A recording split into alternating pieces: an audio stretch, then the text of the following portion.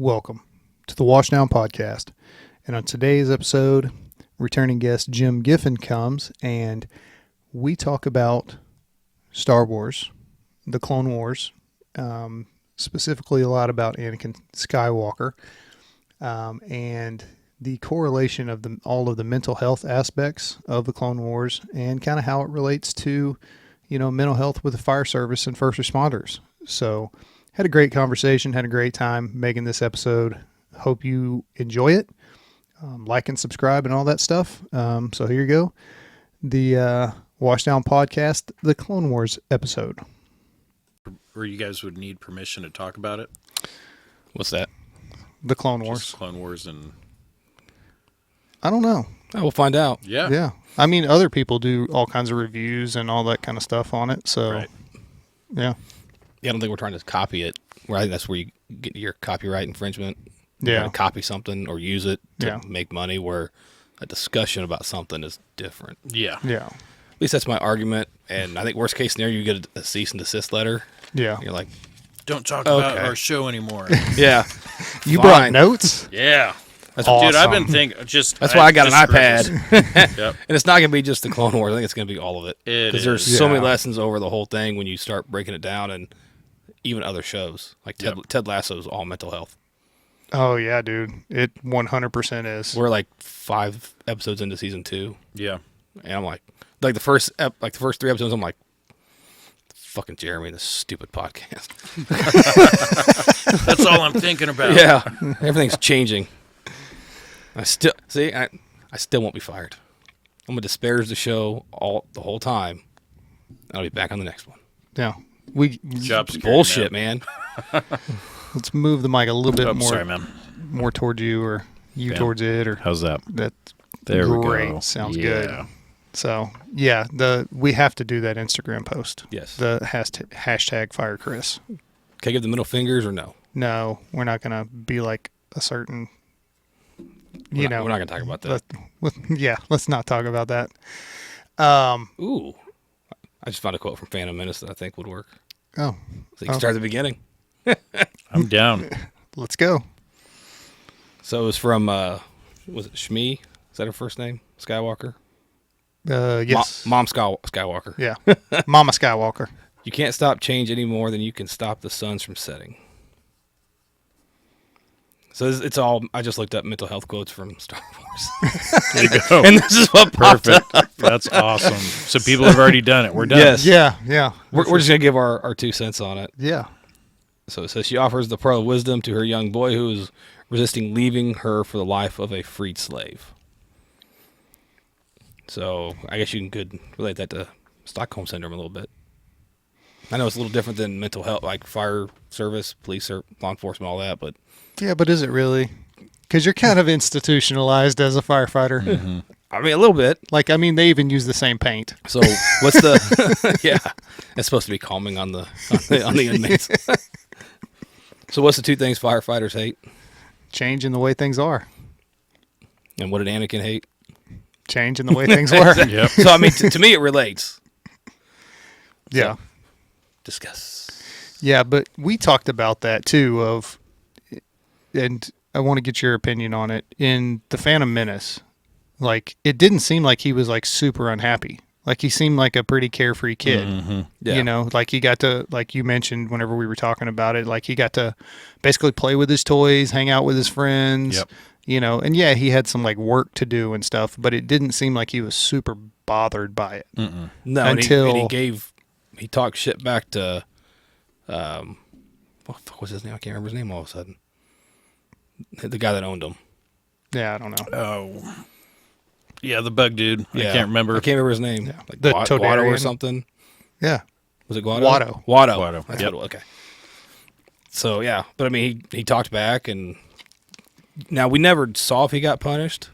We don't know if his mom ever got punished, because you never really saw her really do anything slave-wise. Like, every time we saw her, she was at home, or maybe she had to cook for him. I don't know what the deal was. They never explained it, but Yeah. I don't know. It's, when you talk about slavery, Yeah. Well, and in and what and other slaves you'd seen in the Star Wars universe. Yeah. So I don't know. I don't know much about that. Yeah. Well, and that's the thing. They give you just enough to go for you to draw your own conclusion or kind of paint your own picture with it. Well, he was a slave. Well, everybody kind of has an idea of what that is. That elicits a certain reaction. Yeah. So, but you don't really see him start to change really and start to kind of go down that dark path until the second movie. And then he's a teenager, and some of that you think, oh, well, he's just a headstrong teenager, and without taking into account all of the dark side stuff. And so I guess the question would be, what happened in those 10 years from when we see him in the first movie to the second movie? Well, I think you also got to look at, so back when he was a slave, he didn't know what he didn't know. Like, that was his life, being a slave. He didn't realize things could be better, or that what was going on in his life was wrong. To him, all of that was just normal. Right. That's what he grew up with. So it wasn't a big deal at all. And then he goes into, he goes in with the Jedi, and he's like, oh, there's a lot more to it than just that, on top of I just left my mom. The only person that actually ever cared about me is gone now. And the Jedi, they don't get into the whole emotions, and we're not going to show feelings, and da-da-da-da-da. So now he doesn't have anybody who really, like, they train him, but are they actually emotionally connected with him? Yeah, there's no comforting there. Yes. And So he got rid of all that with his mom. I would argue there was still comforting there from Obi-Wan. Yep, I agree. Even though they didn't say it, you could see it in his actions, how he spoke to him, how he mentored him. And of course, that's part of your job as being the master and having a Padawan, and I get that, but you could see it. Mm-hmm. I mean, Obi-Wan loved him. Yeah, but I think, and he even said it in the last one, he considered him as a brother. And I think he needed more of a father figure. He probably did. Which is what Palpatine filled that role. And I think that's where Yoda or Mace and I think Qui-Gon would have been that father figure, where he was way older than Anakin, and Obi-Wan was, 10 years older maybe? Yeah, he was still young and ignorant. That's still he brother. didn't have it figured out yet. Remember, while he was training Anakin, for the most part, he wasn't a master. He was just a Jedi Knight. Yeah. So there's an experience level there. Yeah. That he didn't have. So, I mean, I'm not saying it's Obi-Wan's fault that he turned to the dark side, but... No, I think there was a lot of... It's never one reason. No, it's you can see, and especially watching, you get a sense of it in the movies, but whenever you go and watch the Clone Wars, that kind of fills in some of those gaps. Yeah. You can see all of the little missteps and the little things, the little hot buttons that are kind of being pushed with him of, he kind of doesn't agree with the Jedi Council. He feels betrayed a little bit, and like he wants to protect people, but feels like he's being prevented from doing that. And then you've got Palpatine in his ear, so saying you're right. Yeah. You should be doing all these things, and where you had both. You had the Council, you had Palpatine, and they each had their own agenda. Mm-hmm. Where I think if you start looking at it from the Force, so they make it seem like Palpatine created Anakin. There was no father. That's kind of how the movie makes it seem. But what if it wasn't either side? What if it was the Force that created him to bring balance? Right? The Force did it, because the Force can do what it wants. Well, and he did. He did, but not in the way that we thought, Yeah. because of what happened over his life. But what if he was supposed to be the Gray Jedi? Where he's not good, he's not bad, he's just him. It's his own sense of right and wrong. It's bringing balance to the Force that way. Right. It's a theory, and I've read that theory before. instead of just one side or the other, is right in the middle. Because like you hear repeatedly in the series from a certain point of view. Yeah. So like you bring up slavery, there was a whole race of slavers. Mm-hmm. So you ask them if slavery is wrong, absolutely not. But you ask Anakin, well, yeah, it's wrong. Yeah. It's all your point of view. Now, I'm not saying slavery is a good thing. I don't think it is. Yeah. We'll clarify that Star real Wars quick. perspective. This is Star Wars perspective and different from different planets, different systems, and all that. Yeah. Well, and if you, to kind of go back to the whole balance, he's being the gray man kind of thing, that's one of the episodes in the Clone Wars where they get stuck on Spoiler that. alerts, by the way, if you haven't seen it. Yeah. If you haven't seen it, then whatever. You're probably not watching this if you haven't seen it. Yeah. So, but, you had basically the father who's the middle. He's the gray guy. Mm-hmm. And then you've got one that's light and one that's dark. Yeah, the sun was dark and Son the was daughter dark, was light. daughter was light. I right? love that little mini series in there too. I thought it was amazing. And then, that was the whole thing of you're the chosen one to take my spot, yeah, to be in the middle. And that's probably where that theory comes from. that's from that that's where it has a episode. lot of its base in it. Yeah. So what happens then if he does that instead of? It's a good question. Would he have brought balance to the Force that way? Yeah. And what happens if the dude that was the gray guy, if he doesn't wipe Anakin's memory at the end of that episode? Because Anakin sees what he's going to become. Yeah. Yeah, But now, what would have changed then? so you equate that to mental health of, especially with a first responder, of sitting there and going, knowing that shit is not the same as it used to be, but then not doing anything to correct it. Yeah. And you can see, anybody can step back and go, all right, I know where this path leads. There's enough information out there now that pretty much, and it's so prevalent that we can see, okay, if I do this, then this is where I'm going to end up, with PTSD, addiction, any of that stuff. And it's being able to take that step back and look at it and then make a change. Whereas he was denied that ability.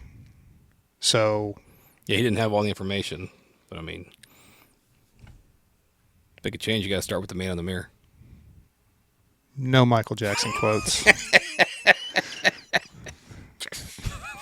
That's one. I'm gonna go ahead and tally that up here. Let's see if you can work Billie Jean in here somewhere. Oh man, There's a lot. what do you got? My mind just went to a lot of different places. It does, doesn't it? But there's a certain point, I don't know where to start. So we just talked about, we think he kind of didn't have a choice, but he was the type of guy, he's very similar to us. We put the weight of the world on our shoulders. Mm-hmm. We've got to handle everything. When he's literally got people next to him that are saying, I am here to help you. What do you need? I am here. Of course, he's in the middle of it. Mm-hmm. And so all he's seeing is just his perspective. I've got to manage everything, especially as a Jedi Knight, during the Clone Wars. I've got to handle all this, even though I'm in a master's spot. And then I'm going to have my pride kick in and be like, I'm doing a master's job, but I'm a Jedi Knight. Why am I not a master? That pride is just kicking in and tearing away at him, all while he's struggling with all of his childhood stuff. So let me pick your minds on this. So we'll go with childhood stuff before I go. I mean, you could go so many different directions. So broken home, right? He grew up in a broken home, never had a dad, and then he's taken away from his mom. So was it a broken home? If there was no dad? Yes. Yeah. So you've got to have, for it to be, and this is my perspective, a lot of my perspectives and how I feel is biblically centered. So broken home is not having you could even have a home that has a father and a mother, and it could still be broken. Because it can, absolutely, you can have the lack of communication. There's no love. They're just lacking in everything that these kids need.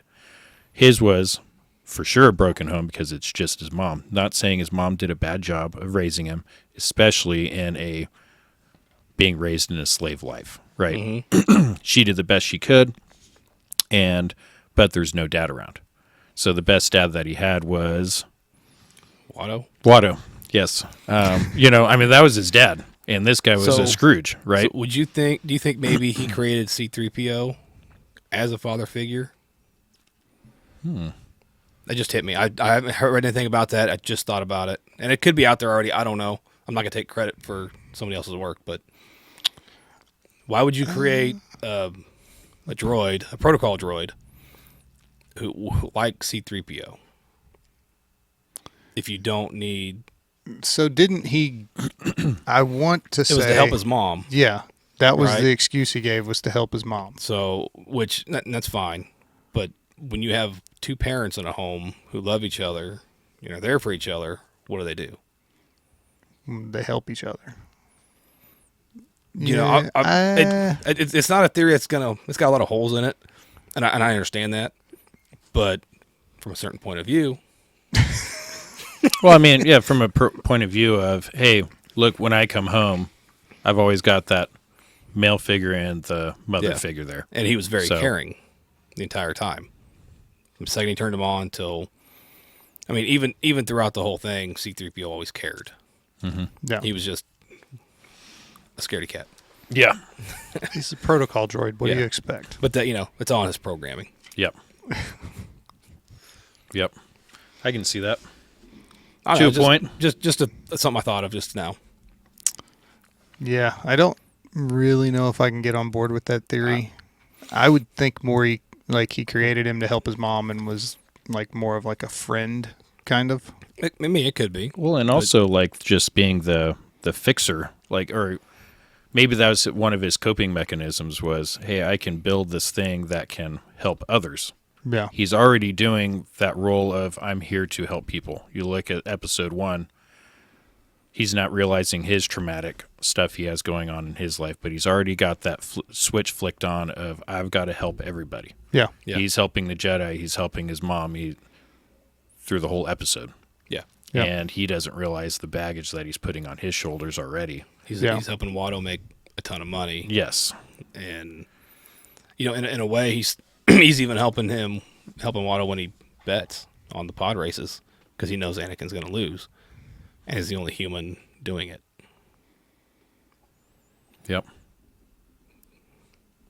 I mean, some of these are stretches. I get that, but it's just trying to see it but from a different angle. It's not a really big stretch for what Jim said. No, I agree. Of having that helper mentality and the problem solver mentality at such an early age, taking all that weight on him. Because what was he in that first movie? Like 7? Yeah, Something 7 or like that. 8. 7 or 8? He's really young. Yeah.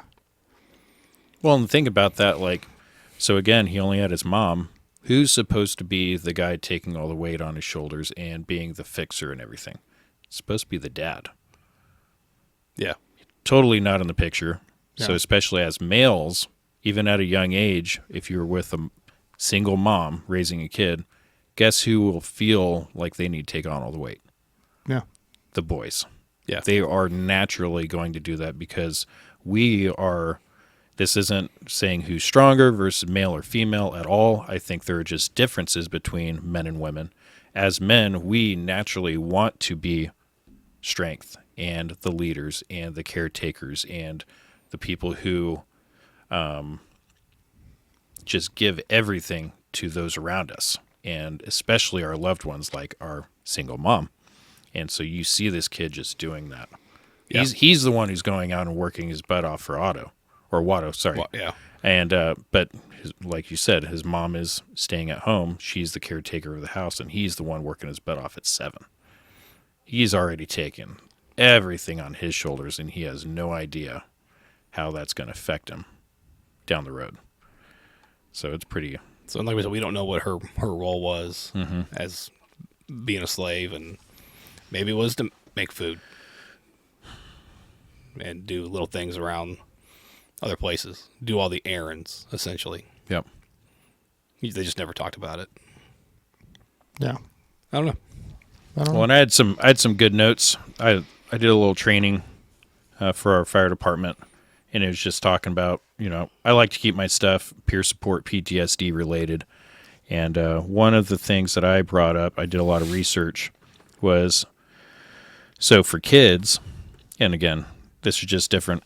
You can kind of see some of this going on in Anakin's life when he's growing up, especially, we'll read it. Drug abuse up to 1,700% more in a broken home. for these kids.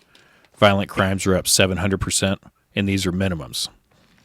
Firearm offenses up to 600%, and nonviolent crimes up to 500%.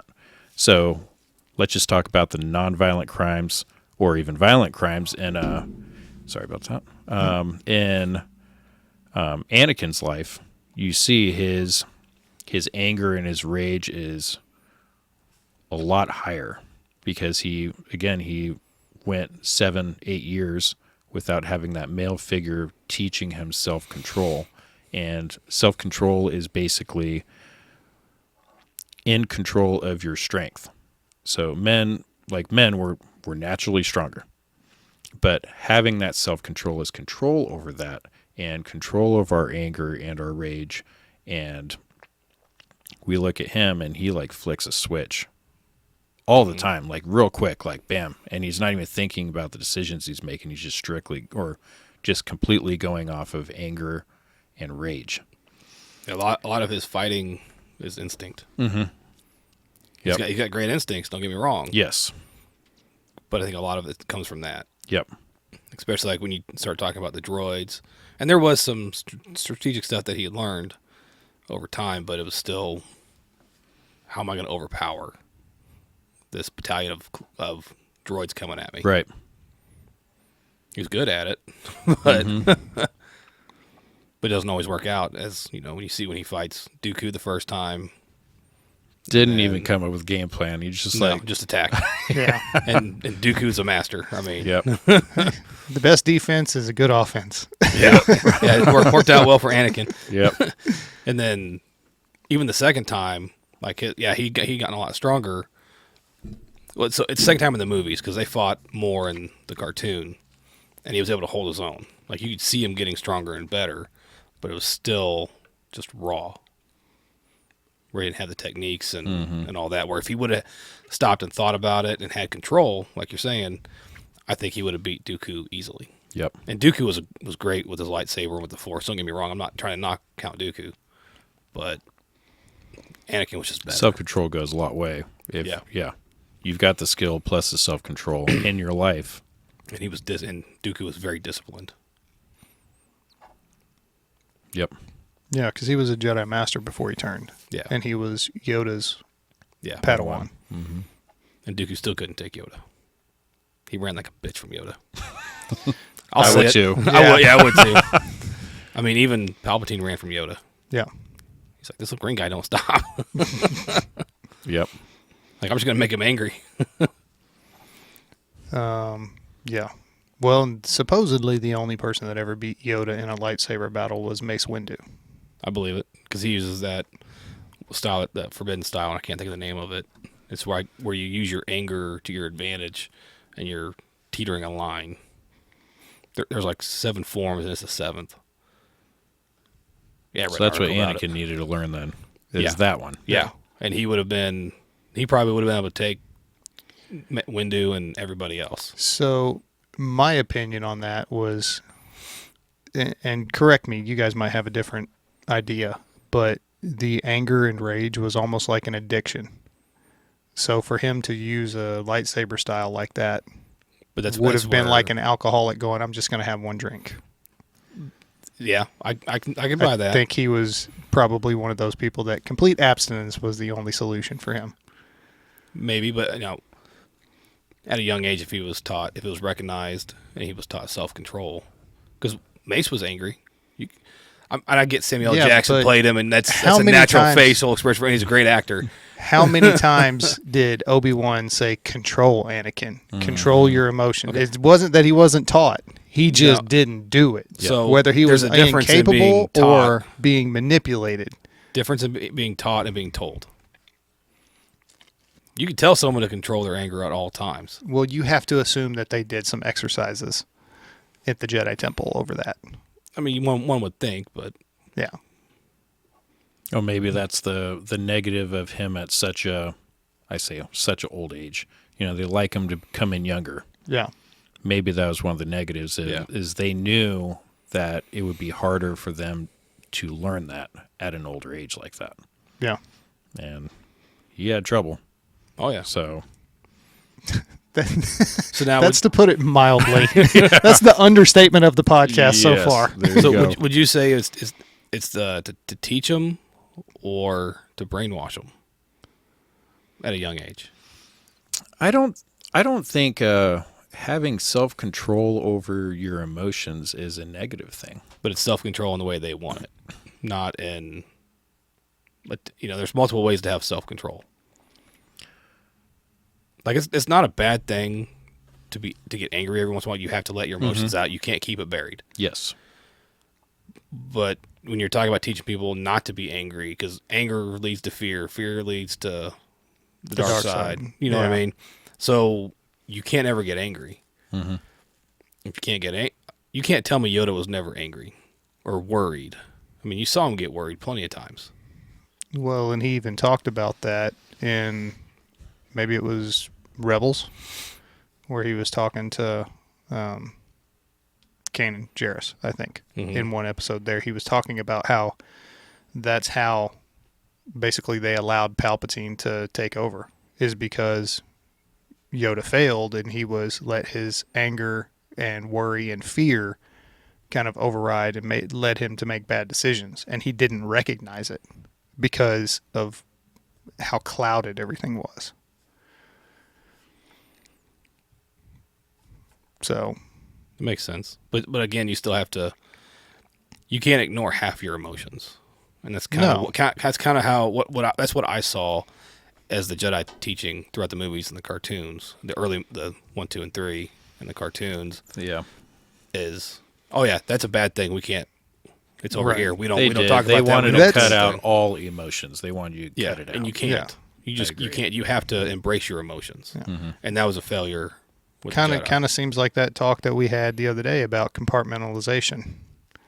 Yeah. Ignoring your emotions, doing the job. Okay, well, you still have to feel them. Yeah. I mean, there's a time and a place too. Yeah. I can never say the fucking word. Compartmentalize. Yes, I always, for some reason, I struggle with that word. Hit the button, dude. I'll pronounce shit for you. So, but when you're in the heat of a moment in battle, you've got to focus on what you're doing to get out alive. But then you still have to deal with those later, and they never dealt with it. Right. That's what I saw. Yeah. So you think the combination of, I mean, it's a classic stacking. Yeah. Right? So he has a bad childhood, so it sets him up for failure right there. Then he goes into an organization that says deny your emotions. So that set him up, strike two. Then he goes into a war where he sees friends and, brothers in arms die. Mm-hmm. And he's responsible for some of that. And then he's got this other person going, well, if they would let you do this, it would be better. Mm-hmm. Yeah. So now you're up to 4 strikes. Yeah. So we're already on our second batter of the inning. Yeah. And then he's making decisions as a general that are getting people killed that he cares about. What I just said. I know, but you're talking about he's seeing people die. I'm talking about decisions. That's what I said. So there's a difference. No, I said he's seeing people die, friends die, and he's responsible. That means he was making the decisions. So you're just trying to say it in a different way. No, so just because you feel responsible doesn't mean you made the decision. You knew what I meant. Details matter, man. Jack Reacher. So, I mean, I agree with you. So, yes. but it's both. It's not only the decisions he's made that's getting people killed, but it's also seeing decisions that he hasn't made, but he's part of a battle and seeing people die. Yeah. So it's both. So that's another 2 strikes. That's 2 strikes right there. Yeah. So and his mental health care is basically suck it up and deny those feelings. That kind of sounds like it's nil. What does that sound like? It doesn't sound familiar. Can you guys put your finger on a occupation? We'll figure it out. Well, and so with where you guys are going, I got my little notes here, my cheat sheet. And so dopamine levels. So if you look at this kid's life, you said it earlier, what was one of the things he did for Watto? Pod racing. Mm-hmm. At 7, his dopamine levels are constantly maxed out all the time. Then he gets sent off and he's in the spaceship going to the outer space. His dopamine levels are maxed out. So even before he gets to outer space, They're just going to the spaceship. Yes, And and all they're of a being sudden- chased down by a freaking psycho. Yeah, he doesn't know what a Sith is. Nope. And nobody's seen one in how long Yep. at that point? And all of a sudden, he gets told to drop, and now he watches a lightsaber fight. Mm-hmm. He's never seen before, and told to run. I mean, you can't. Literally run, you're about to die, kid. Yeah. Like, Yeah. You talk about let's go. dopamine levels being kicked in again. After just finishing a pod race that he won for the first time ever. Yep. Not to steal your thunder, sorry. No. about that. I mean, you're right. I'm There's just a lot in there. I want Yeah. to jump on, pile on. I'll be part of the Yeah. part of the group here. Yeah, heck yeah. Sorry, man. You're good. go ahead, keep going. No, keep jumping in. So you got the pod racing, being chased down by a psycho Sith Lord, and then you've got he's going through training, growing up with the Jedi. Mm-hmm. He's just learning new stuff. Dopamine levels maxed out all the time because he's training. And then he's going to war at a very young age. And He went to war Before before that. that. Yeah. before that, he's literally in the middle of war with the Jedi on Naboo. Yeah, accidentally. Yeah. So, I mean, there was part where he was taken there because what are they going to do with him? You're with us. Just stay here. Yeah. Stay in the cockpit of this warship. Right. This space fighter Let's try jet. spinning. That's a good trick. Yeah. Yep. And it was all instinct and raw talent. literally And pod took racing. down a whole android army Yeah. And single-handedly. and there was other life forms in there too. Not now, granted, not human like him, but still life forms. So how many lives did he take at 7 or 8 years old? And did he know there was life forms in there? Did he understand what he did? And then maybe when he got older, he did. And he's like, oh shit. And he never learned how to process that. Yep. God, we're still in the first movie. Yeah. Yep. So, yeah, and then you just keep going, going to war his whole life. War. And then you see he's having to take on a leadership role in a very young age. What is he, 20s? During Clone Wars? Late, maybe 20. Yeah. Late teens, early 20s. So he's still... throughout the whole, because the Clone Wars were how long? Like 6 years? I don't remember. Yeah, I'm not sure the time span of the Clone Wars. So, I mean, he definitely wasn't 30 Yeah. by the end of the Revenge of the Sith. Mm-hmm. It was like, Yeah.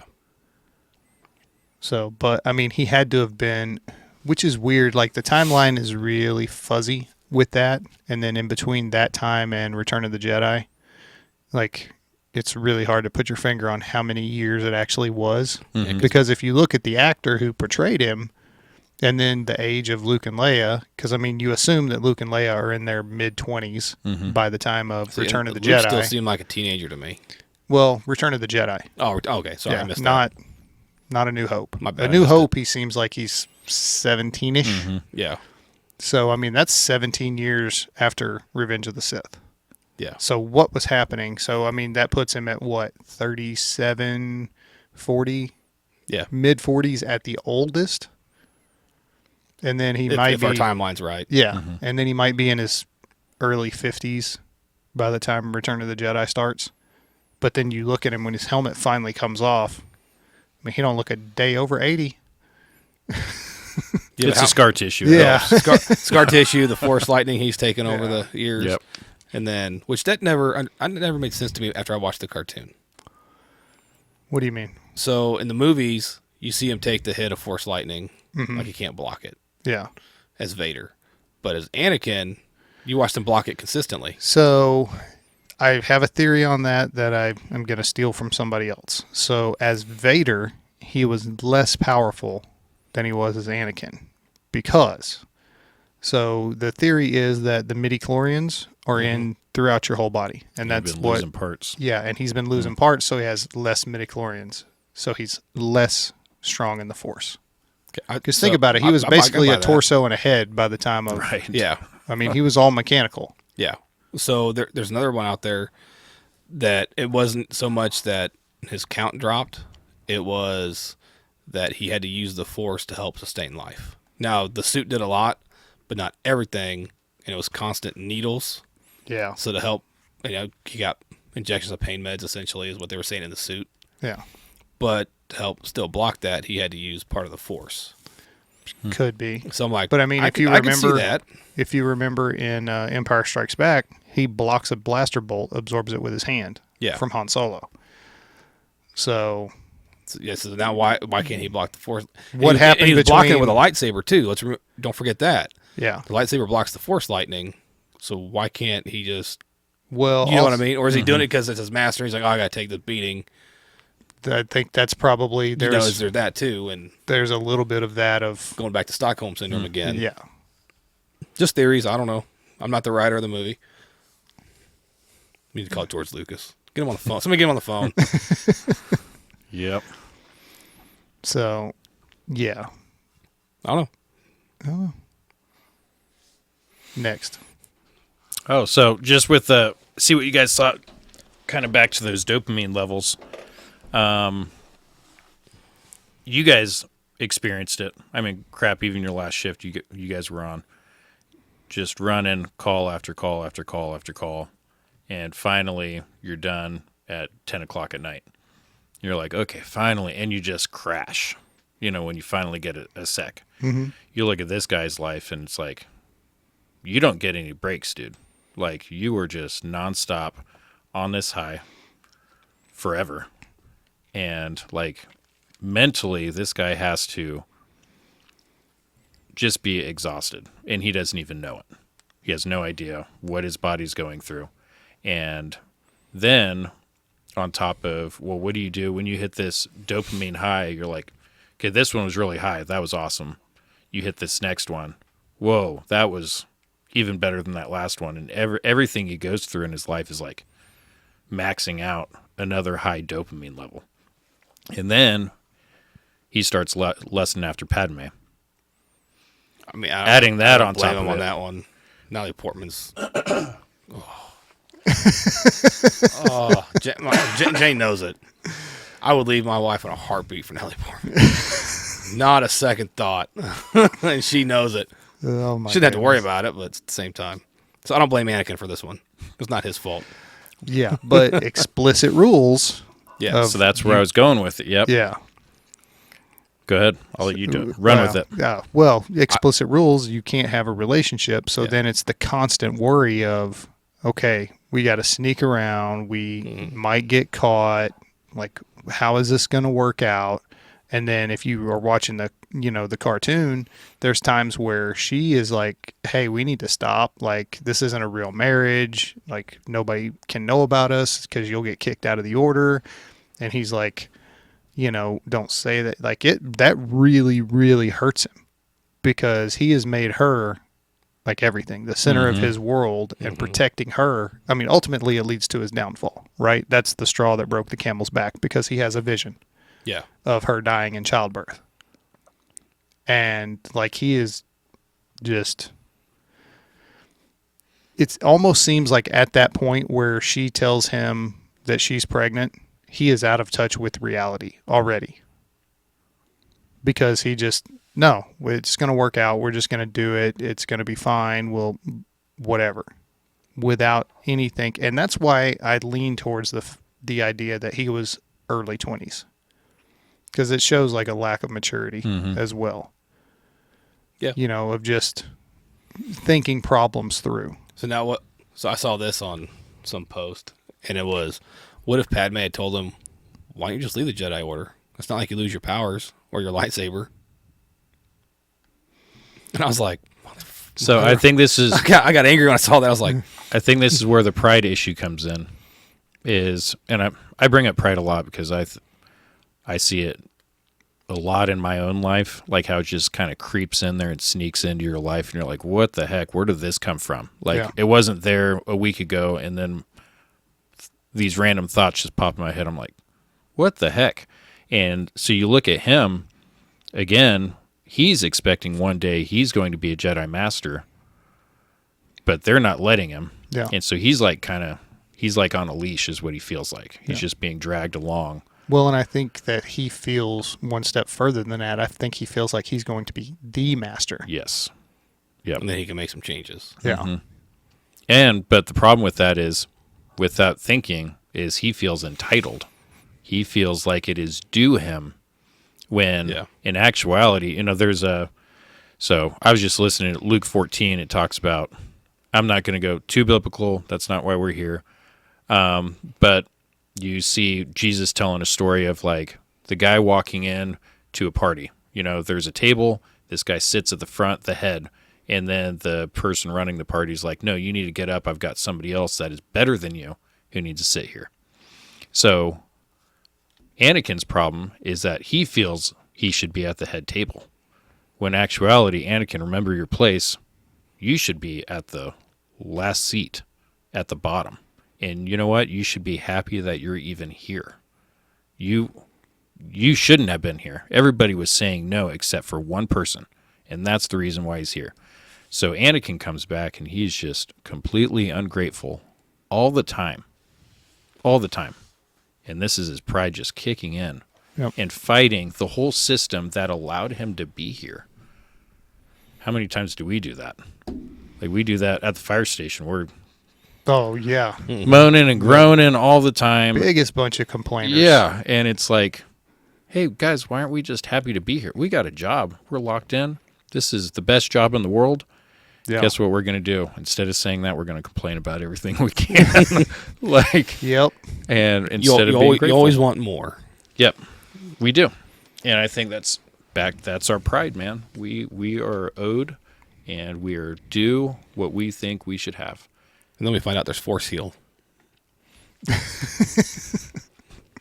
come on, man. That just pissed me off. Yeah, it's whenever you start talking about like that whole idea of entitlement and this is what you're owed and all of that stuff, it's that is it's one of those things where it's like, where do you get that idea? Like, what in your upbringing made you think that anybody owes you anything? Like, that's not the way that I was raised. Right. It was. I think it's you have to work for everything. Mm-hmm. So that's the thing. Like you work for grades. You work for your hard grades, right? There's people that straight A's, valedictorians, a lot of extracurricular stuff. So I put the work in, and I want to go to Harvard, and then Harvard denies me, and they have a very high deny rate. Mm-hmm. But I did everything I was told to do.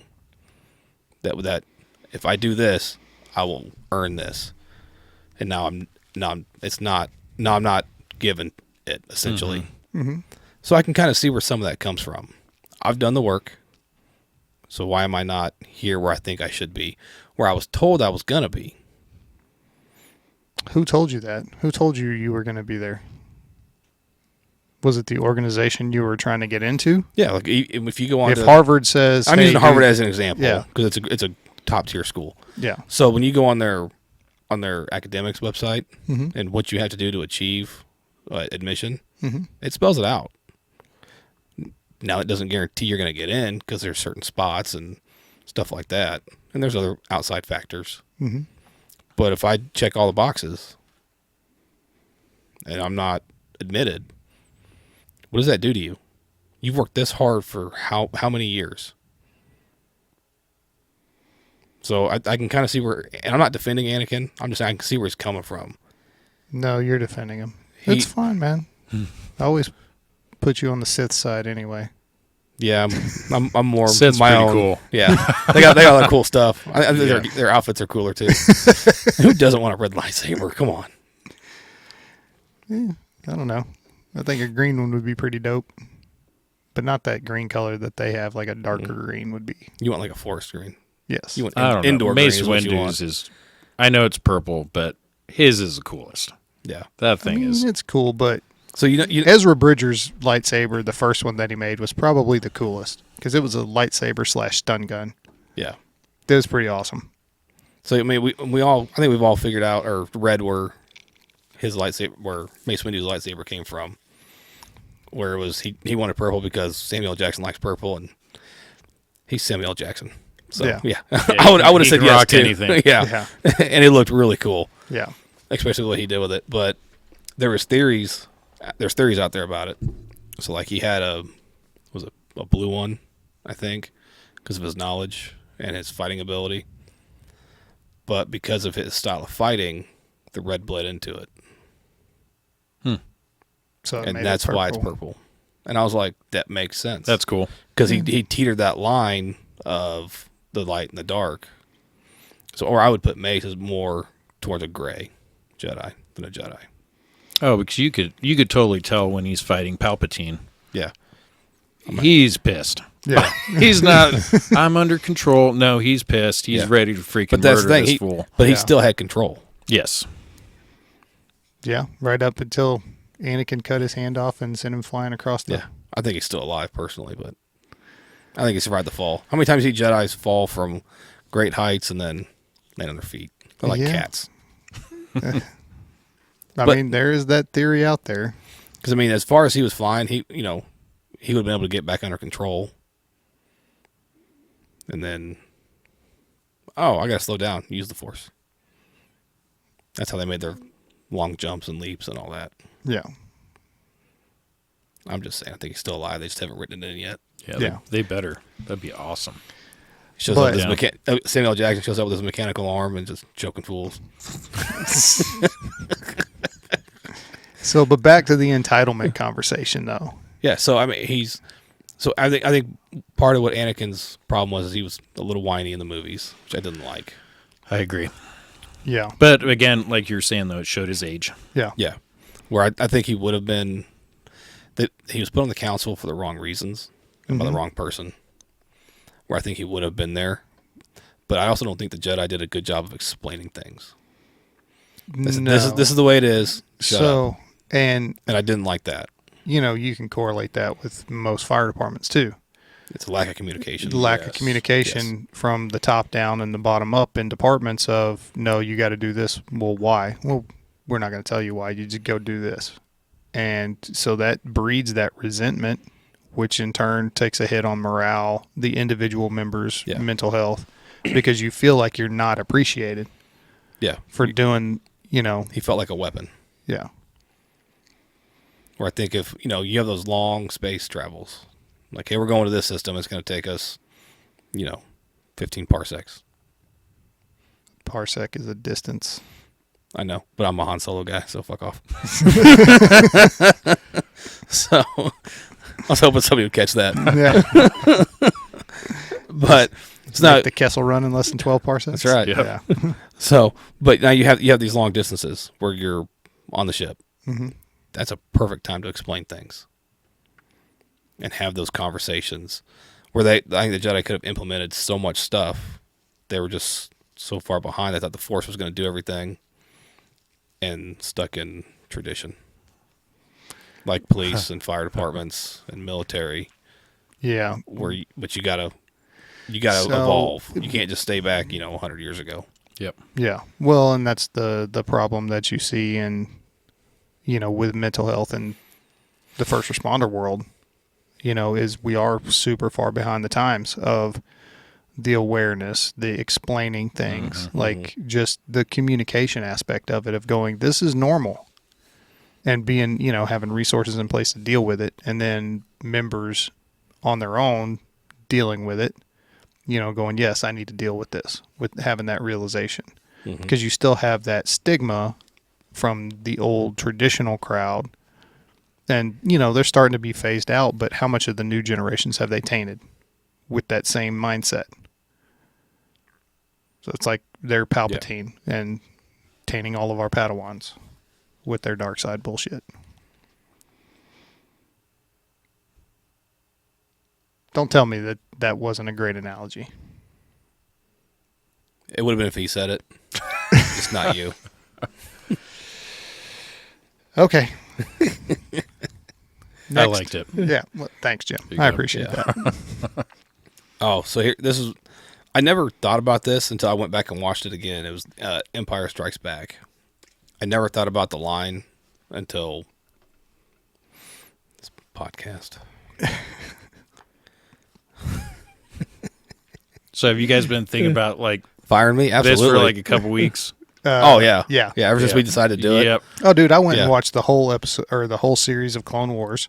Then I watched The Bad Batch after that because it kind of chronologically syncs up. Right. And then now I'm like 4 seasons into Rebels. So, yeah, and I watched Revenge of the Sith because there was some things in there that I wanted to kind of brush up on with that movie because it dovetailed in with the Clone Wars into The Bad Batch. Yeah. So, what were you going to say? So, it's when Luke's going into the cave on Dagobah. Mm-hmm. And he's asked, what's in there? And Yoda replies, only what you take with you. Never thought about that before until I watched it again here recently. And I was like,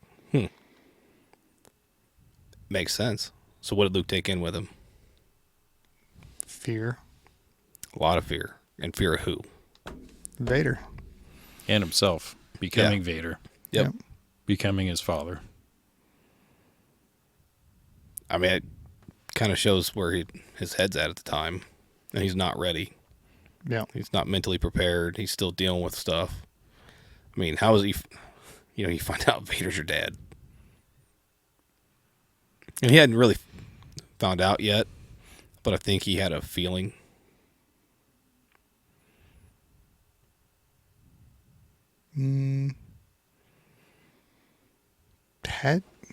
Was that before?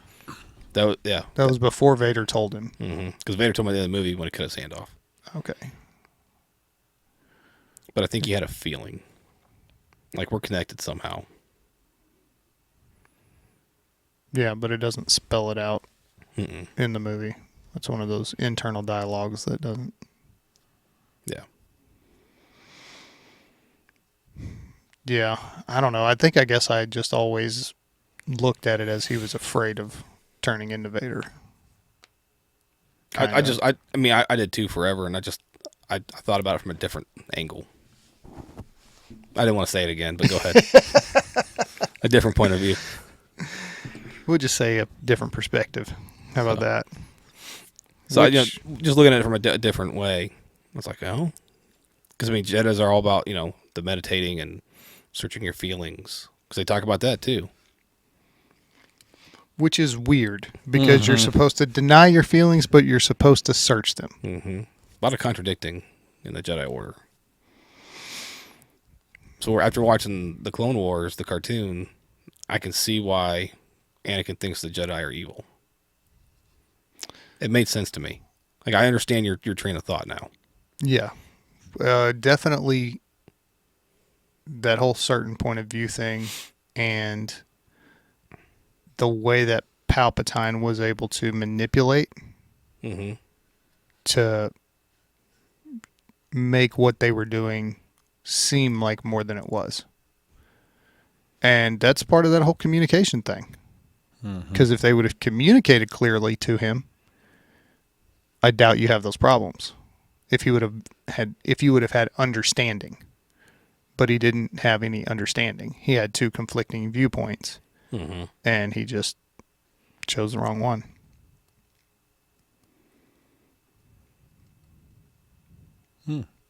Back to the fire service. Yeah. Communicate. Yep.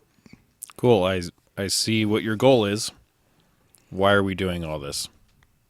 I don't need to tell you. Yeah. Okay, cool. Even though the rest of the fire department disagrees with it. That's what we're doing. Yep. Because we don't know you're not communicating. Yeah, you got to give us the information. That way we understand, then we can help. Because if you don't give it to us, we're going to push back and make I say poor decisions, but with the information we have, is it a poor decision? Yeah. So with the information that Anakin had, I'm not defending killing younglings. let's clear that right real quick. But for his decision that the Jedi are evil and the information that he has, is he wrong? From his perspective, yeah. I mean, he thinks he's doing the right thing. Yeah. So he feels like he's saving those younglings from a life of hardship and pain and every other negative emotion that you can think of that he's gone through. It's like they're going to grow to be like me. That's what his headspace is. So he feels like he's doing them a service, and the Jedi are doing them a disservice. No, I still don't agree. And I saw something. I was like, why didn't Palpatine? I think it was maybe a robot chicken did it. He's like, oh yeah, don't kill the younglings. We could train them to be Sith. Like, but Palpatine knew the rules. Yeah. Well, and that There's only one master, one apprentice. But again, that was a made up rule. Yeah. That was Darth Bane. Mm-hmm. That made that. Yeah, I'm a dork. Well, I'm a nerd, by the way. Well, that was before Darth Bane. That was, it was when he went to the library and he found it. Yeah, he brought it back. Yeah, so it was an OG rule. Yeah. So, but we don't know who created the rule to begin with. Mm-hmm. I can find. I think it didn't have anything to do with the rule. I think having him do that was the final. Yeah, I mean, obviously, defending Palpatine against Mace, that was like a huge step to the dark side, right? Mm-hmm. Making him go to the temple and kill younglings, that was the final nail. There's no coming back from that. Yeah. Because he knows that once he does that, the Jedi are not going to let him come back. If somehow they Order 66 fails, right? And enough of them survive that they can mount an offensive. He knows that they're like Anakin is on his side now forever. Like he cannot go back. And he also knows that it's going to alienate him from Padme, which is just going to push him closer. So I think that was the whole purpose of it. And also destroying your Jedi. enemies. Yeah, your enemies, whatever. So no, I agree. I agree with that. It was just something I saw and I thought was oh yeah, makes sense. And I never really liked the rule of 2 either. Yeah, because there was That's always a dumb rule. Yeah, and it was never followed. Yeah, well, Dooku why would the Sith follow rules? Yeah, right. Only Sith, you're evil. Yeah, why do you care? Yeah, only Sith deal in absolutes. Yeah, that's an absolute. Yeah, just saying. I've seen that posted. I'm like, he ain't wrong. Yeah. So I also thought it was interesting how. So, Anakin going and killing all the younglings. And I'm sure at some point in his career with the Jedi, he helped with that. He had to have. And so we look at World War II, the Germans, when they were all done with their... So a lot of times these guys would train with a German Shepherd through years of training. And so it was like that was their battle buddy. They're ready to go. That dog's got their back. When they're done with the training, the last thing that these guys would have to do you guys know what they'd have to do with the dog? They have to kill the dog. They'd have to kill their dog that they raised, they've done everything with, and kill their dog. Imagine what that's doing to them mentally. Like, if you can kill this dog, you're not going to care about some stupid American or Englishman, coming over to fight us. Yeah. You're going to kill him with no problem, and you're not going to feel a thing. And so I think Anakin had that same problem. He went and killed all these kids. After that, mentally, he's just like mental mess. He is done. On top of he can never go back to the Jedi, and he's locked in. And so like it's the same thing, brainwashing that they used. But I mean, you can even see it within 15 minutes of movie time, so not very long. Whenever Padme confronts him, he's like, oh, well, we can rule the galaxy together. We'll overthrow Palpatine. It'll be me and you. Like, he's already, he's gone mentally. Yep.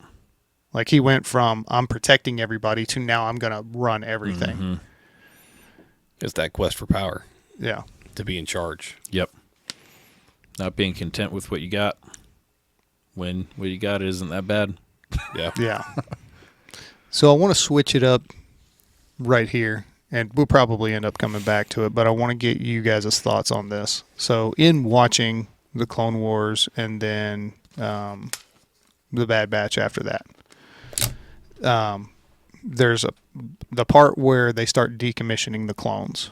They're like, okay, we don't want you anymore. We don't need you anymore. You're obsolete. Whatever, we're going to do this like people of the Empire army, and all these clones start having horrible fucking problems of, identity crisis, basically, of we're soldiers, this is what we were bred for, this is what we do, this is all we are, what are we now? Discuss. How do you think that correlates with guys getting, injured, close to retirement, that stuff, being taken away, and how does that affect their mental health? Well, what kind of popped in my head was, so what is the average lifespan of a firefighter after they retire? Isn't it something like 5 years? Something like that. Something like really In the ballpark. It's in the ballpark. average is really short. Is it that short? From the last statistic I looked up, it said, what do we got? Look it up. Let's keep the conversation going while So if No Jeopardy music? if that number is right, like, do we think that is obviously we can say the physical side. These guys no longer do the physical stuff. They're sitting around all the time and just degrades. Yep. But the other half is, and I can say this from my own experience, you get out and you're not being the firefighter anymore. You're not being the soldier or the police officer, whatever it is. You no longer feel like you are that. Mm-hmm. Again, we find our identity in the job we do, even though that's not the case. Yeah, mission and purpose. Yes. Yeah. And so they get out and they have no purpose except to get this paycheck, and I'm just living. I'm not doing anything with my life. Because I've been a firefighter for 25 years. So I think the biggest problem is the mental side more than the physical side. You don't have that purpose of what are you living for? And when your mind starts crashing, your body starts crashing even faster. Yep. And just working through that, like, okay, you need to find a purpose in your life. You can't just sit here on a couch or do minimal stuff with your life anymore. You are no longer we all know we are firefighters when we retire, but you're no longer doing that role. You need to change that up.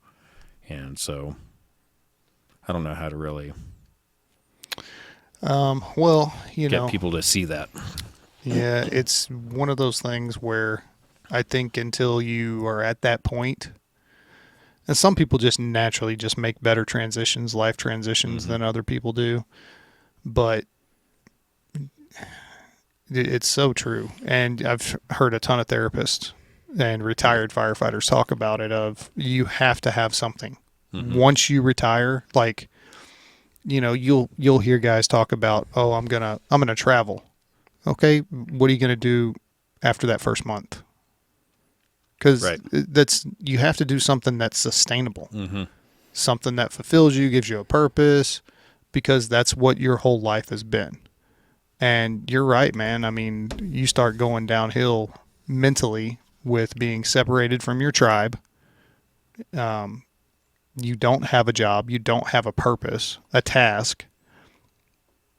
You're kind of just like set adrift. Mm-hmm. So what are you doing?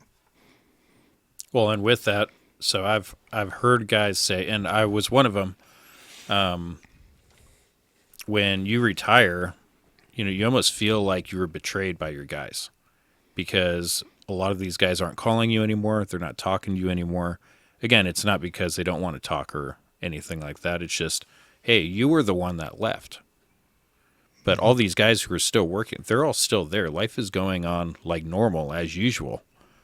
And so sorry that we're not constantly, hey, how you doing all the time? But we've still got our lives. We've still got to manage. Nothing has changed for us. Yeah. And so that guy who retired gets offended because you're not keeping me included. Well, it goes both ways. Like, you need to go and stay included in what's going on with your guys. Like, those are still your dudes, right? But you are the one that left. You come back in and stay connected. And But a lot of guys just don't feel that way. They just feel like, I'm out. I've been betrayed. Those guys don't care about me anymore. And imagine that mental aspect as well. That well, I don't have my dudes anymore. I'm all alone. it seems more common than not that people will retire from these career fields and then they move away. Yeah. Like yeah, they're I'm going bright down eye- the lake. Yeah, I'm going to move 4 hours away, or I'm going to move across the country to Mhm. where I don't know anybody. Okay, well, how's that going to work out Yeah, for you? sorry, we're all still here. Yeah. Like, yep. 10 years less. 10 years or less. No, 10 years less than the national average, Okay. which I believe is 72, 75 years old. Means we're dying about 62, 65. Most people do 25 to 32. So easy math. So you come out at 25, put you at 50, 10 to 12 years. Somewhere in there. I was wrong. But I think, Yeah. but I think it depends. Still I mean, pretty short, though. Yeah. So I think if you took, Shorter than it should be. Yeah. because I mean, there's some that 6 months, and now, so that I get you really have to break down all the data. So how'd they die? Was it self-inflicted? Was it cancer caused by the job? Was it a heart attack caused by the stress and everything that happens on the job? Was it just old age? Is it certain injuries? I mean, there's so many different factors. Mhm. But you could equate that even back to the clones. The stresses they had, and then you add that. What was the suicide rate for clones after Order 66? And now they're discarded. It's literally. And there was no retirement plan for them. No. There is no getting out. This is it till you die. Yep. So either die on the battlefield early, or you die on the battlefield old, or you go into like 99. Remember him? Mm-hmm. So I loved that character. Yeah. Because he had a great outlook. Yeah. Because he wants to be out there. He wants to be with his brothers, but he's deformed. So he does what he can at the academy. Mm-hmm. And I think he passes on a whole lot of great advice too. But he gets to go out as a hero. So I mean, what happens to those guys? There's no retirement plan. Well, What does that literally, do to you? just you are on the front lines, Mm-hmm. and you just killed your Jedi brethren that you've been fighting with forever. Mm-hmm. Even that you didn't have control over it, you killed them. Now you're aware of what just happened, and now they're like, "See you later." Literally, one day, and bam, you're done. Not even like a cool down phase. Yeah. Like, hey, can we just get back and like, nope. See you later. Like that's tough. Like you go figure something out with your life. You've never done anything else. Yeah. You don't even Well, know how to grow a plant. And Yeah. there was big controversy over that of were they even going to be allowed to go do anything else because they're property. They weren't people. Yeah. They were clones. Yeah. And the Republic paid for them. So they were viewed very much like droids. Mm-hmm.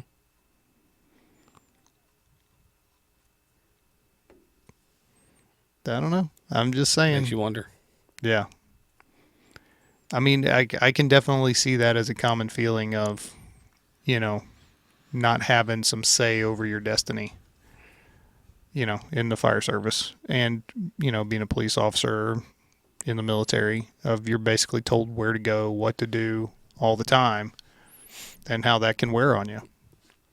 I do think there needs to be something done with police, fire, and military where they help you prepare for retirement.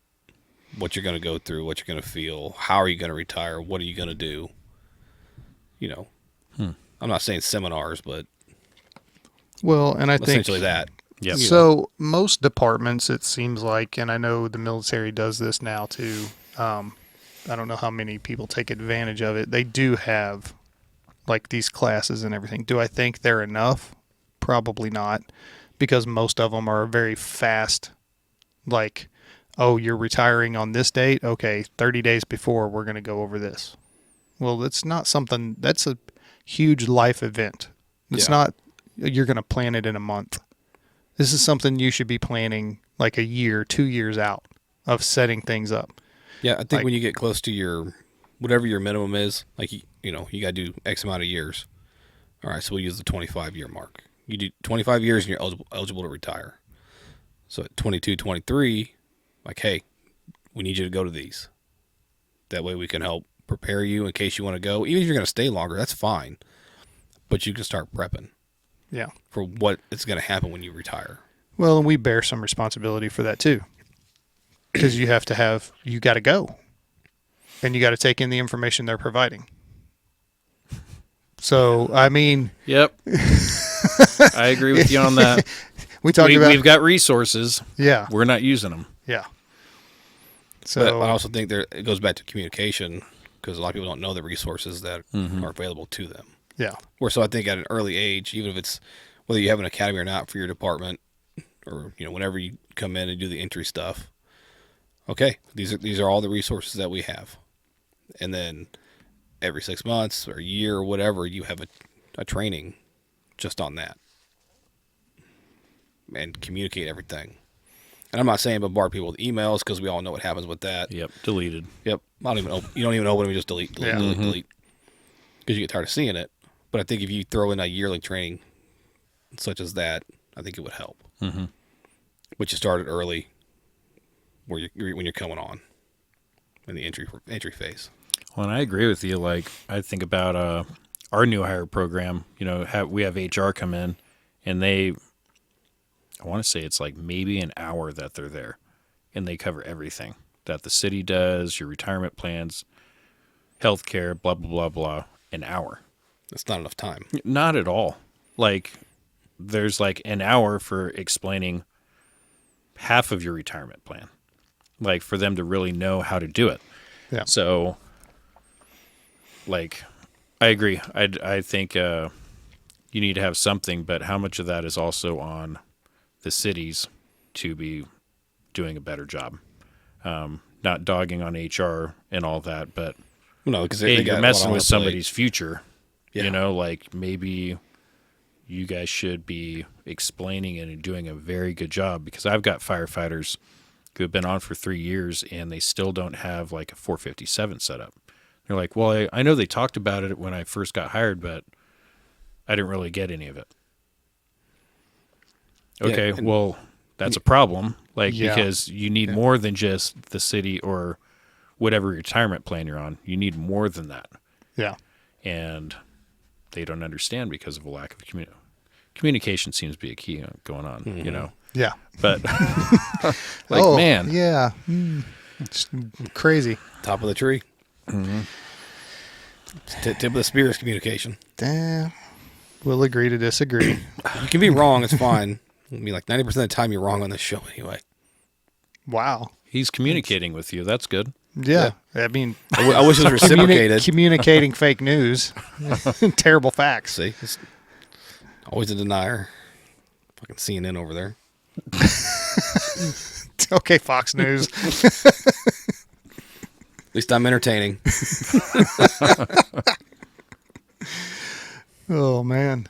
What do we got? Oh, it's barely been an hour. Splinter? No, I had one yesterday at my parents' house. Their gate. I had to dig it out. It was thick and deep. It was big. Ugh. Sorry, I had a piece of cookie cake. Made me feel better. There you go. It was my brother's birthday. I'm like, yeah, this is an appropriate time to have some sweets. Yeah, sugar stops bleeding. Yeah, that's what I saw. Yep. Reduces osmotic pressure. It's the only, and in my defense, it's the only sugar I've had in over a month. Good for you, man. No sweets, no nothing.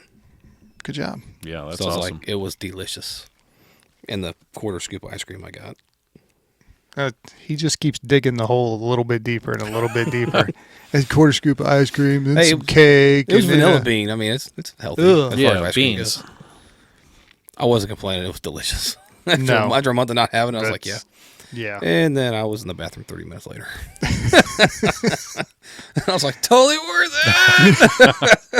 it. It will definitely do that to you if you haven't had that kind of stuff. You know, like I know the 4th of July will be a cheat day for me. My birthday, I don't care about. Yeah, that's about Do you it. guys remember how old you are?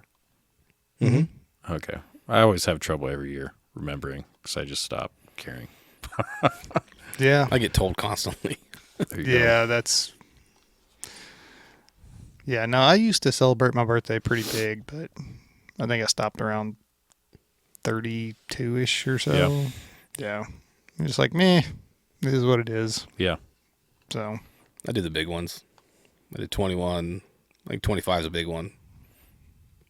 30, 40. Even that I didn't care about. Yeah. It's like, whatever. yeah, I got 7 years till the next big one. 50. So Old farts. yep. Man. Yep. You'll get there. Yep. I know. I'm on the way. So what else can we talk about with Star Wars in relation to mental health? Oh, there's so many ways you can go. All right. Let's go. Let's flip the other side. Okay. Asajj Ventress. Okay. I thought she was a great character. Yes. Yes, she was. And you could see it in her. And the hate and the wanting to make her master proud. Just to, but she was always given an impossible task. Yeah. So there's no way she's going to. Well, I feel like they did that on purpose, though. They did. The masters wanted them to fail. So, just the whole, you will never be stronger than me, is what they try to do. But I want you to be my weapon. So I need you as strong as you can be without you being stronger than me. Yeah. Yeah. Keeping them under their thumb. Yep. Because you're a threat. Mm-hmm. So and you see it a lot in corporate America, and I think you see it in law enforcement and the fire service too, even in military. You're a threat to me. Because at some point you're either going to be the same rank or you're going to outrank me, and I don't want that. So I'm only going to give you enough rope to keep you here. Which I've never understood that thought process. Well, I At think all. that goes back to what you were talking about earlier, ego and pride. Yeah. I have to be the smartest person in the room. I have to have all the solutions, all the answers. And if anybody else brings anything to the table or does anything good, then, it diminishes my self-worth somehow. So I'm not going to let that happen. I'm going to give them bad information. I'm going to make them do, crappy tasks. I'm going to set them up for failure. Yep. And whenever they fail, I'm going to point it out. Yep. And go, hey, I knew you were going to fail, but go do this. So yeah, just bad examples of leadership. Well, and I'm sure you guys are the same way. Like, as a leader, why am I not wanting to raise whether you're a captain or just a firefighter, whatever, why am I not wanting to raise up my guys so well that one day they're my battalion chief? Whether I promote or not. Like, isn't that a massive compliment to my abilities of training and teaching my dudes to the point that now they're my boss? From a certain point of view. Like, that's pretty awesome. Like, Yeah. I think it is. Yeah. No, I agree 100%. But the thing is, you have that toxic, and I don't even want to call it leadership. It's just, people will get into those positions where they have authority or imagined authority or whatever over somebody. And it really does. It boils down to ego and pride, because they think about themselves as very selfish and a self-centric, idea, whereas they're not looking at the department as a whole. And if I can help you promote and I can teach you this new technique that I just learned and, all of this stuff, we can spread that out through the department and make the department better. And we'll be more efficient and more capable, and we'll be able to serve our citizens better. And maybe we'll take some of the weight off of, stuff that we're doing because we can do it in a better way. That's not the way that they think. It goes back to that, well, everything has to go through me. I have to be in charge. I have to, do everything and be like recognized for everything. That's where that all comes in. It's ego and pride and selfishness. Yep. That's very verbose of you, Chris. Yep. I think you covered it all. Yep. And I think that's when you gotta be searching your own heart on that. And, I brought it up a little while ago, just how pride can just sneak in up on you, and just such a dangerous thing. But you got to constantly be checking your own heart. Like, why am I doing certain things? Or if I did do something to help someone, because I've had this in my life, I'm there helping someone out for whatever it is. And then a couple weeks later, like, man, why am I not getting a thank you or something like that? And then I'm like, well, first off, I didn't do it for a thank you. So where's this thought even coming from? Because I didn't do it for that. And then it's just kind of creeping in there and like, no, you deserve a thank you or whatever it is, or some kind of recognition. It's like, or if you help somebody out, heck? you help somebody out and then you ask them to help you a couple weeks later and then, oh, I can't, man. That's a great example. Yeah. Then it's like, well, I mean, why I not? did it for you. Yeah. Yeah. I didn't do it for that reason. Yeah. But it sneaks in there and yep. It's dangerous, man. It's not a good. Pride is icky. Yeah. It's icky. It's well, so It can but be. let's go back to that certain point of view thing again though. What do we always talk about? Have pride in your work, or take pride in your work, or take pride in your, physical abilities, train yourself to be the best that you can and all that stuff. There is a certain level of that going down a certain path that I think you have to have. Yes. You like if you're a yard guy, I want to have pride in my yard. I take pride in my yard. I want it to look as good as I can, right?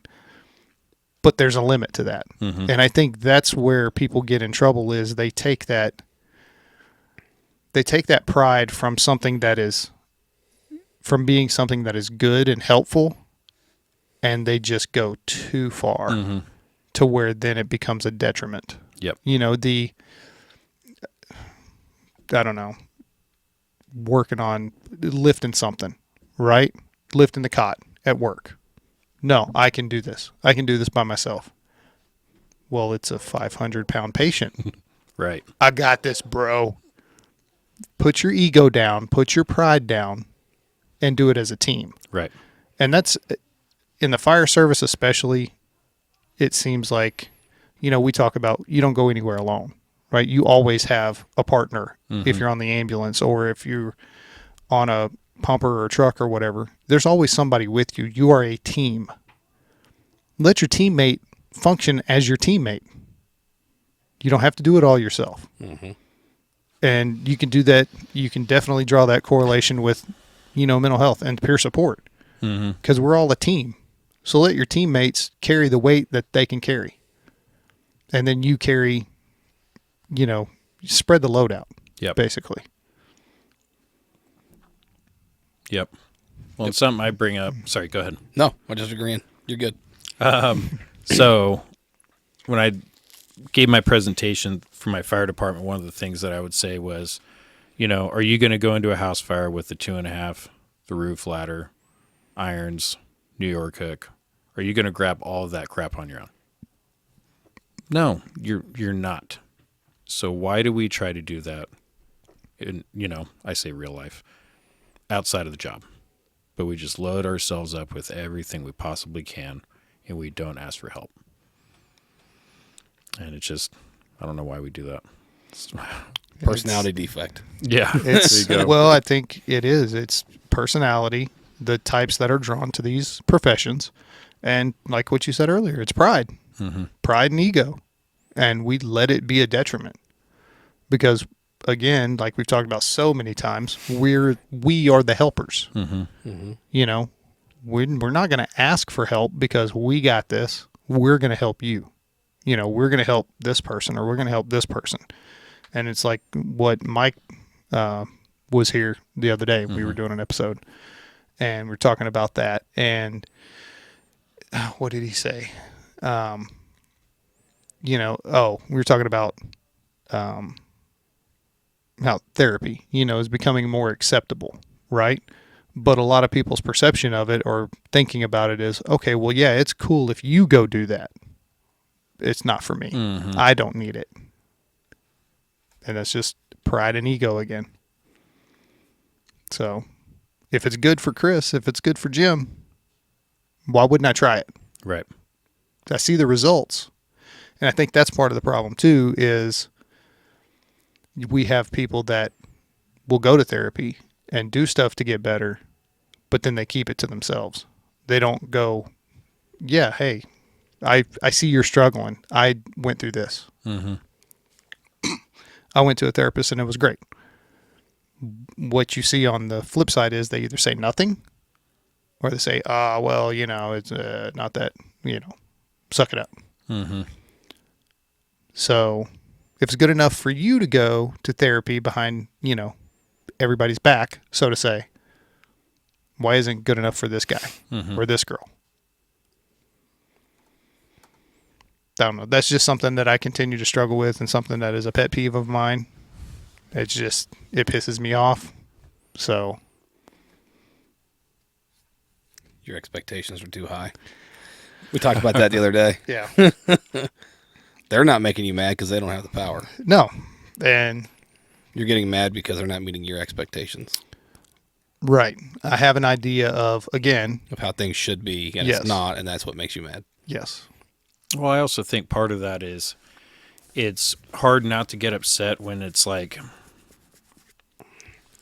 you have the answer to help someone and you're giving them the answer and then they just throw it away. And that to me is super frustrating because it's like you don't have to go through all this pain and hardship. Mm-hmm. Here it is, and they don't take it. Yeah. Or on the other side of that, of someone who has the answer and refuses to share it with people. Mm-hmm. And, you hear these words thrown around of this is a brotherhood, it's a family, it's this and that. Where's that at in that aspect? Because if you're not sharing that information, and we all know what the consequences could very really turn out to be if you don't share that information. Because that person that you don't have that conversation with could end up dead. Mm-hmm. Or could end up having to leave the job. Yep. Where you could have had one conversation and that might have shifted that trajectory. Mm-hmm. Why wouldn't you have that conversation? Yep. If they don't want to listen to it, yeah, then that is what them. it is. That's not on you, but you did your part. Yeah. And I'm not saying, we all need to be up on the fucking rooftops shouting as much as we can and all that stuff, but I think there is some responsibility for those of us who've been through this, and I think there's a responsibility for us to share a little bit because we are the helpers, and that's just how much better is it? Obviously we're going to go out on calls and we're going to help citizens of the cities and counties and towns that we protect, right? How much better is it whenever we can help one of our own? Mm-hmm. How much more satisfaction and fulfilling is that? Yep. Well, it's kind of funny. My wife, she used to say a long time ago, years ago, she's like, God's going to use your experiences that you have in your life. And I would always be like, no, I'm never talking about this. It's not going to happen. Challenge accepted. And now he's been here twice. He's done stuff at his department. Yep. Yeah. I'm like, Yeah, yep. probably other places, be my guess. Yep. WCPR. Mm-hmm. I'm hoping I've got some contacts to start doing with our police department. Nice. So I want to get more involved with my city, the departments in there, and then hopefully some neighboring departments. So, but yeah, I completely agree with you. It's not okay just to hold on to that. And like, cool, I got better. I'm good. Don't have to try to help anybody else out.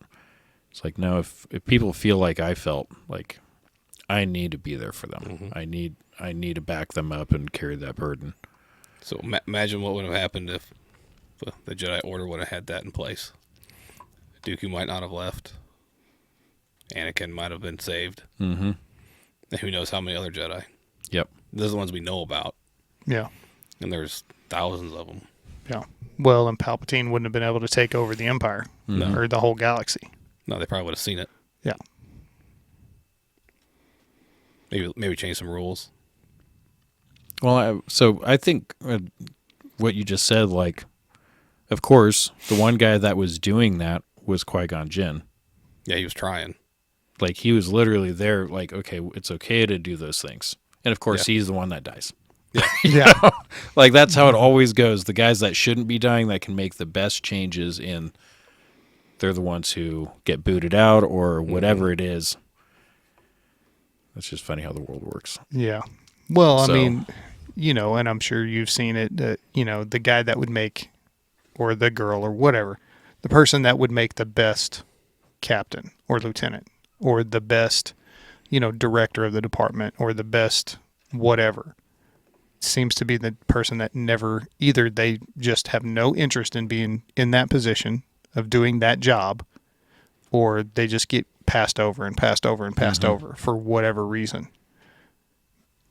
That's like, come on, let's put people Because they're a threat. where we're going to be successful and make everything better. Yep. The status quo is not acceptable. It's just not acceptable anymore. Like, things need to be shaken up. Things need to be done. Because, I mean, as a service as a whole, we are super behind the times in a lot of areas.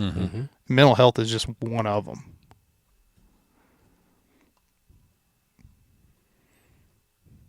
Agreed. Can't add to that. I'm sorry. I can't. He can rephrase it for you if Yeah, I you can want. rephrase it. Yeah. Yeah. That's why I should be fired. Yep. I'm trying to set you up for success. I'm giving you openings, and you're just refusing to take them. To help me succeed would be to fire me. Here or at the fire department? Here. Okay. How would that help you succeed? Because I can do stuff in other ways. I got plans. This just messes it up. What are your plans? What are you doing today?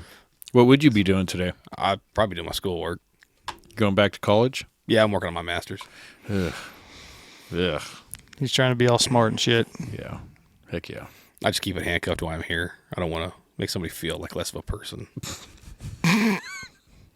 Perfect. See, you don't threaten me. Mm-hmm. Like, That's I why find he it- keeps me here. I find it, I'm not a threat. I'm trying to set you up for success because I find your input valuable. Yeah, your success and mine definitions are completely different. Well, I'm really working on getting fired here. oh, hilarious. It's to me. Yeah. All right, well, wrap it up. Wow, it's a little angry in that one, wasn't it? I think I touched a nerve. So I don't know if this is a good wrap up thing or not. So going a little biblical on you guys again. Do it. So Exodus 18, I think this is just funny how with mental health, it's talked about in there. Exodus 18, you see, Moses, I almost said Noah. You see Moses, they just got out of Egypt, and all of the Israelites keep on coming to him. Like they're literally lined up to talk to Moses. And like, hey, we got this problem, just all day for days on end. And talking to everybody, fixing everybody's problem, telling them what God says. Moses' father-in-law shows up, and he hears all the stories of what God did, got him out of the Egyptians' grasp, all the plagues, crossed the Red Sea, everything. And they're like, that's pretty cool. Then he goes and see what Moses is doing. He's like, what the heck? He literally is like, what the heck are you doing? You cannot do this. You are going to burn yourself out. He's putting the burden of a whole nation on his shoulders, solving everybody's problems one by one. And he's like, you need to stop doing this. You need to put trusted, solid dudes full of integrity around you. And I want you to put one person over thousands, over hundreds, over tens, and have them carry the burden with you. And that was over 3,500 years ago that was talked about. And it's all the same stuff we talk about of having those guys around you who are trusted and full of integrity and compassion and who are caring. Put those guys around you and carry the burden with you. And we don't do that most of the time. We keep on trying to carry that burden on ourselves. And so that's been going on a long time. It's been talked about a long time. This isn't anything new. Why aren't we doing it? Like, how many times over does it need to keep on being said for over 3,500 years? You got to reinvent the wheel, man. Yeah. Yep. So you are in the fire service, so you know this. yep. No, we can't do it the way they do it. We're going to do it our way. Yeah. Even if you're not a religious person, and that's personal choice. I'm not knocking it one way or the other. But there's so many lessons in there. Yep. That just apply to life in general, whether you believe in God or not. Yep. It's just take the lessons away, and the lessons themselves will make you a better person. Yeah. And I'm not, like I said, I'm not going to push religion on anybody. Right. Definitely That's not. a personal choice. Yeah. No, But I like the lessons in it, and I like the stories. Mm-hmm. No, I 100% agree. It's like you said, it's not reinventing the wheel. That's something that it's a proven method, and it works. Span of control. Yeah. Yep. I wonder why we have that. Right. And incident management. And listening to the wisdom of your elders, Mm-hmm. guys who have that experience, Yeah. who are around you, who do care about you. Listen to them. Mm-hmm.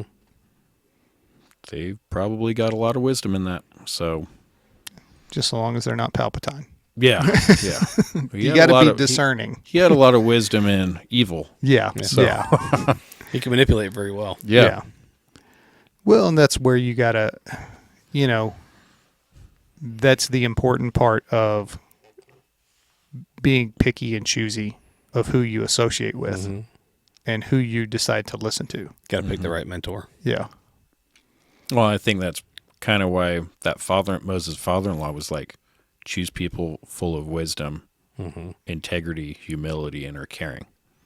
Yeah. He was like, Yeah. These are the attributes you should be looking Yes. for. Yeah. not the super prideful and arrogant. Like, Yeah. we don't need those people. Yeah. Yeah. Yeah, you wouldn't ask the Pharaoh to come over and help you out. Right, Yeah. exactly. Yep. So, yeah, no, I think that's a great thing to close it off on. So, We'll leave it at that. Cool. Yeah. Well, thanks, guys. thanks for coming You guys back. are awesome. Yeah. Well, you're awesome. Yeah. This is Yeah. a fantastic conversation. Heck yeah. Love the Nerd. What's the next one down. we're gonna do? The next one we're going to, I don't know. We'll have to find something though. But yeah. Oh, Yeah, hell I'm not yeah. sure. I'm thinking. We get Yeah. having the support of chief staff and the fire department for mental health. It is a There's a conversation. lot. There's a lot in there. Yeah. Just a thought. Pros and cons. Yeah. I Yeah. was thinking more TV series. Yeah. That's what. Yeah. Yeah. He That's where I was thinking, going. What series are we going to dovetail Yeah. mental health with next? Yeah. There we go. So, Yeah. What else can we help ruin for somebody? Because now they're gonna go back and watch and be like, shit. Should have kept my mouth shut. yeah. The one thing that we didn't talk about that you and I had talked about was the four-legged general or four-armed general. Oh yeah. Yeah. No, we hit that next time. Yeah. We'll start off with that and then move into the next series. Yeah. Just gotta figure out what the next series is. Yeah. All right, everybody. Thanks for stopping by. If you are struggling, reach out. There are resources out there. If you know somebody that's struggling, reach out. Let them know that you care. Let them know there are resources out there to help them out. And thanks for stopping by.